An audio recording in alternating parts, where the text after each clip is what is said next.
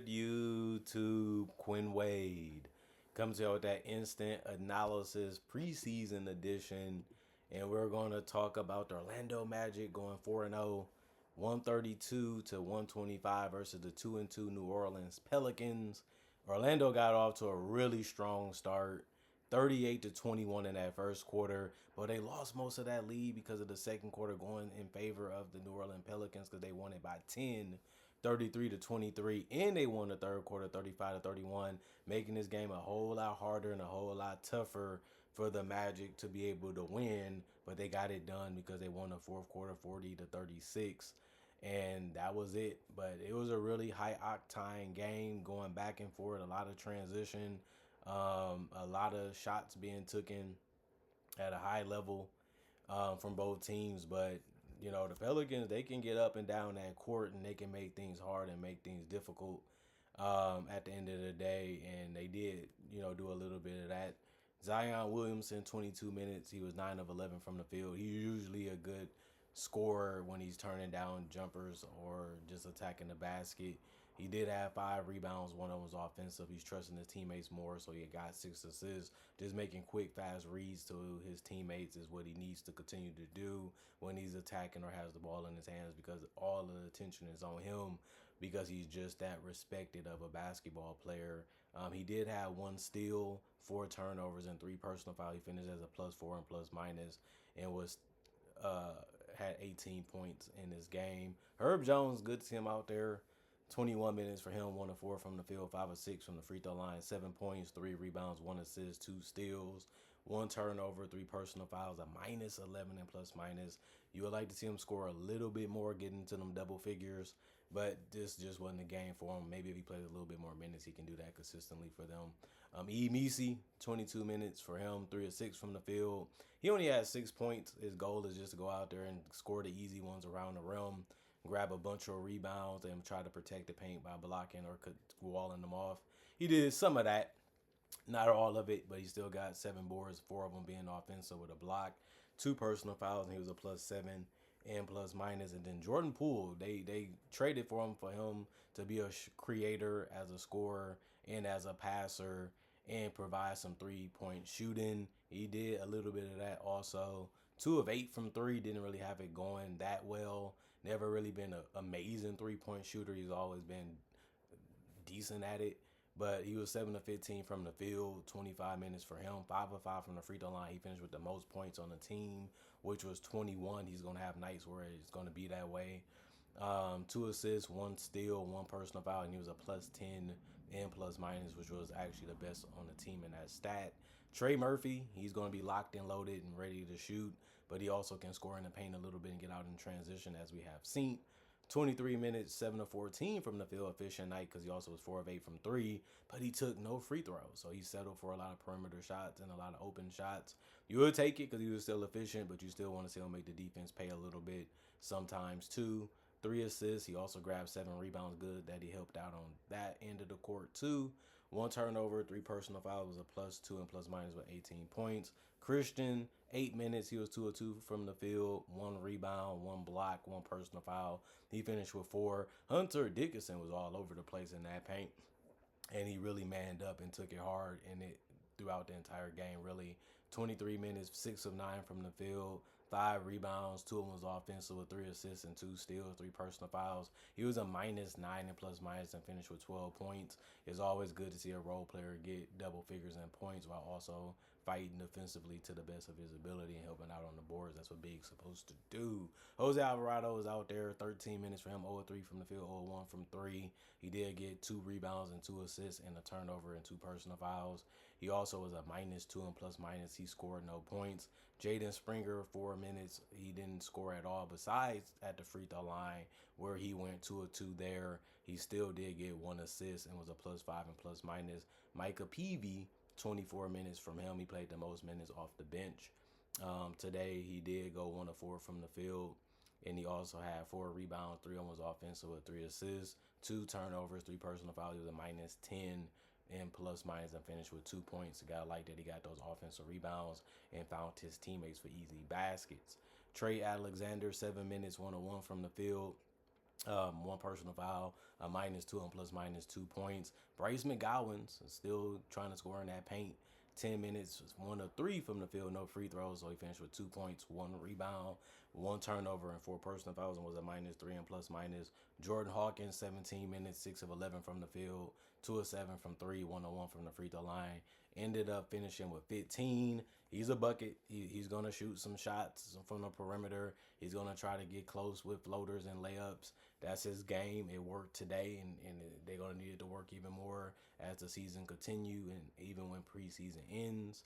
1 rebound, 1 assist. He also had 2 turnovers and a personal foul, was a -21 and plus minus. And then Jeremiah Fears having that jump shot go a little bit better for him so far compared to the start in Summer League. 22 minutes, 5 of 12 from the field, 1 of 4 from three, 5 of 6 from the free throw line, 6 rebounds, 3 of them was offensive, 2 assists, 3 turnovers, a -5 and plus minus. He ended up having 16 points. Strong performance from him. You gotta love it. You gotta really understand, that he's gonna be a big part of what they do in the future, and you just can't wait to see how it's gonna be. Um, 49 to 95, 51% from the field, 9 to 31 um, was their shooting from three. They ended up shooting 29% there. It was 18 to 20, 90% from the free throw line. They ended up having some trouble in some other statistical categories, and they ended up having 42 rebounds, 24 assists. They ended up also having 6 steals and 2 blocks as a team. They had 15 turnovers, and they also had 27 personal fouls.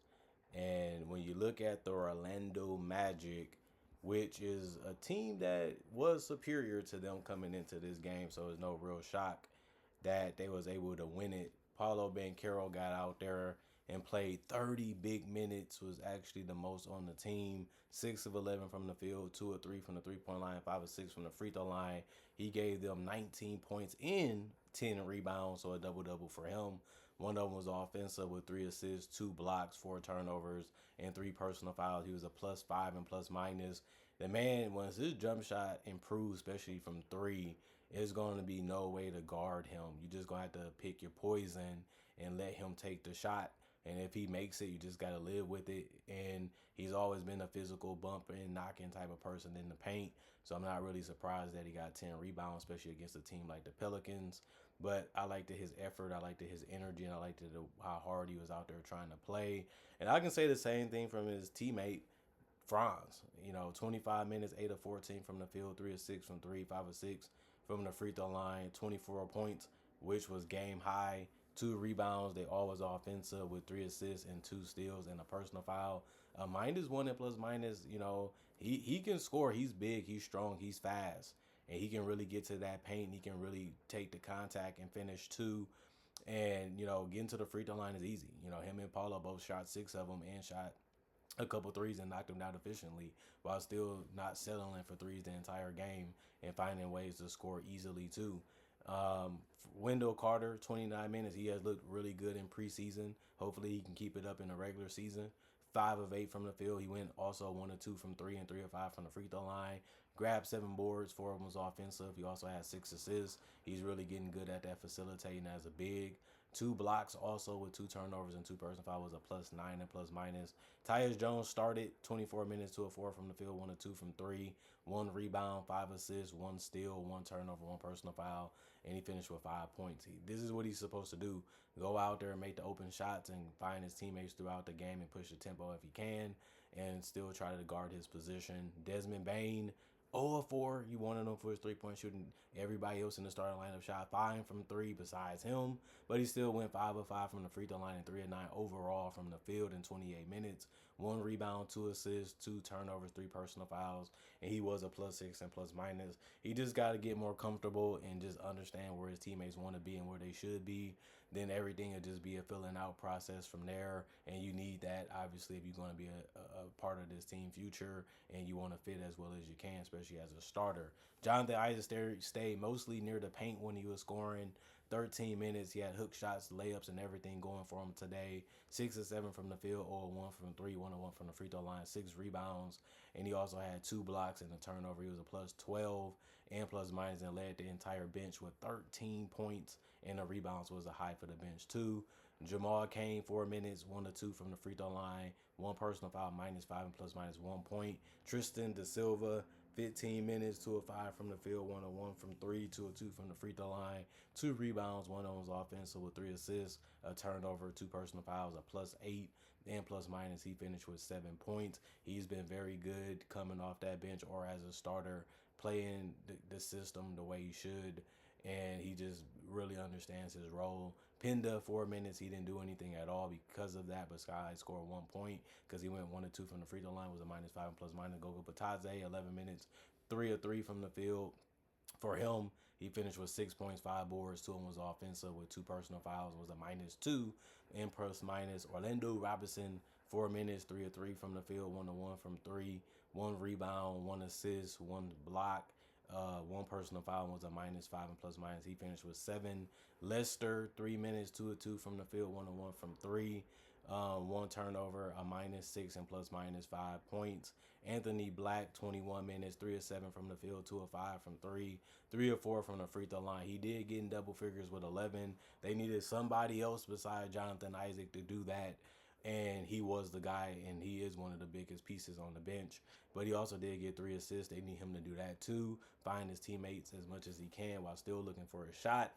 1 rebound, 2 steals. He also had 4 personal fouls and was a plus 12 and plus minus. And then Jet Howard, 16 minutes. He was 1 of 4 from the field. It was a 3 that he made, and he also went 2 or 2 from the free throw line for 5 points, 1 rebound, 1 assist, and also 1 turnover, and was a +6 and plus minus. And Jace Richardson, still trying to shoot that 3, went 1 to 3 there, not terrible, but he was 1 of 4 from the field.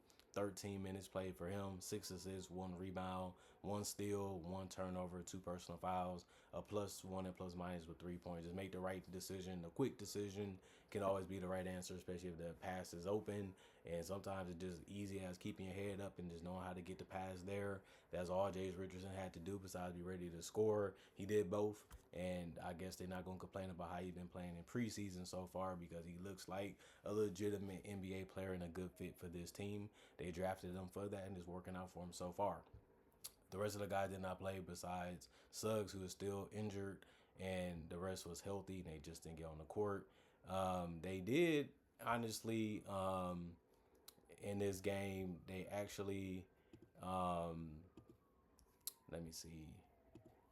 They actually shot the ball real well today as a team. 45 81, 55% from the field, 14 to 31, 45% from 3 as a team. They also was 28 to 35, 80% from the free throw line.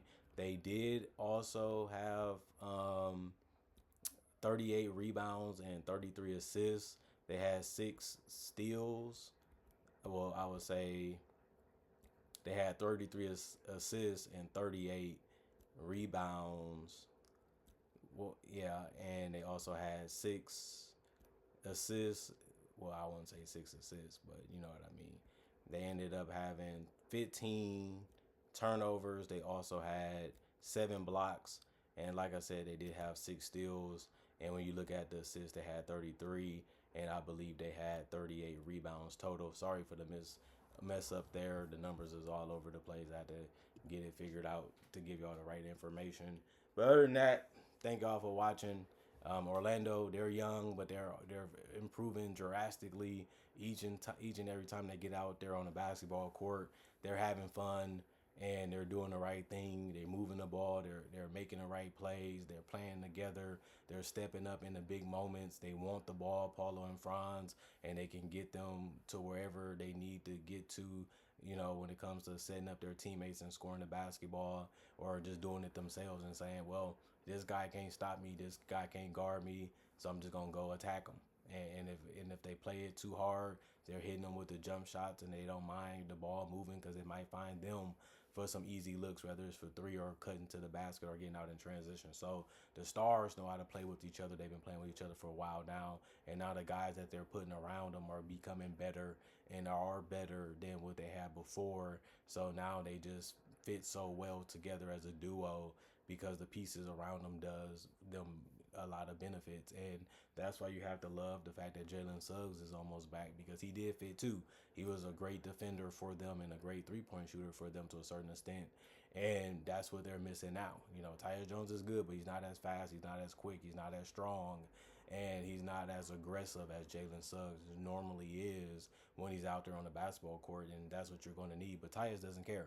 He knows he's going to get paid. He knows his role is to bring that offensive game to the bench and whatever lineup he out there with, and just play his game and don't rush or force anything. He didn't do that today. That's what they need him to do when he's out there. He's fine with that. And like I said, Tristan Silva, you need him to start. He's real good in the system still. And if you need him to come off the bench, he's fine with that too.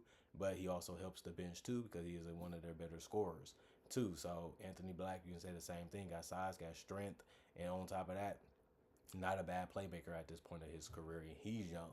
So they have a lot of good things going for them. They have a lot of things you have to like. Same with the Pelicans. You know, I like a lot of the young players. That a lot of them been on this roster for a long period of time.